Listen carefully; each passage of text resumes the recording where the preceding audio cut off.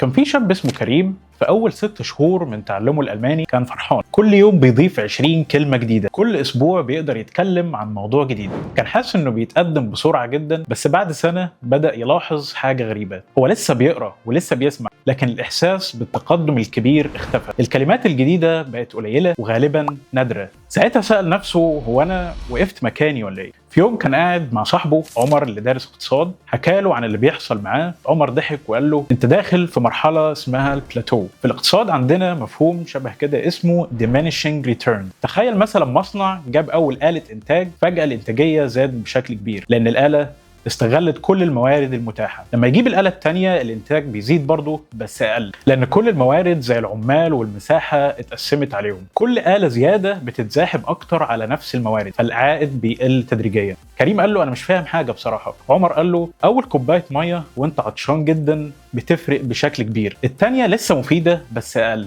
الرابعة أو الخامسة جسمك بيستفيد بس أنت مش بتحس بالفرق بنفس القوة. كريم قال له يعني ده طبيعي؟ عمر رد ده طبيعي جدا. في البداية انت بتتعلم الكلمات الأكثر شيوعا وده بيخليك تحس بقفزات كبيرة، لكن بعد ما تعرف آلاف الكلمات اللي بيظهر لك كلمات أقل تكرارا وتقدمك بيكون أبطأ. ده مش معناه انك واقف مكانك، لا، انت بتتقدم بس تقدم بيبقى أهدى وأعمق.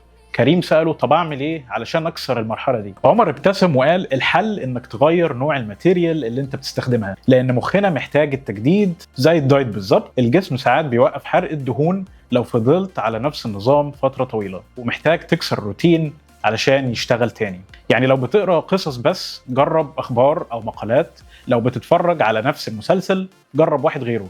التنويع ده هو اللي هيخلي مخك يحس بالتجديد ويبتدي يتعلم حاجات جديدة. وفعلا كريم جرب، بدأ يسمع برامج إذاعية مختلفة، يقرأ مقالات ويكلم ناس من مدن تانية. ومع الوقت حس إن مرحلة البلاتو اتكسرت، مش بنفس سرعة البداية لكن بخطوات واضحة وملموسة. كريم استوعب إن مرحلة الثبات مش علامة النهاية، دي مجرد إشارة إنك محتاج تغير الطعم وتلاقي استثمار جديد يخلي رحلتك ممتعة من الأول. بس كده، لو حابب تعرف أكتر عن اكتساب اللغة تابعنا في الفيديوهات الجاية.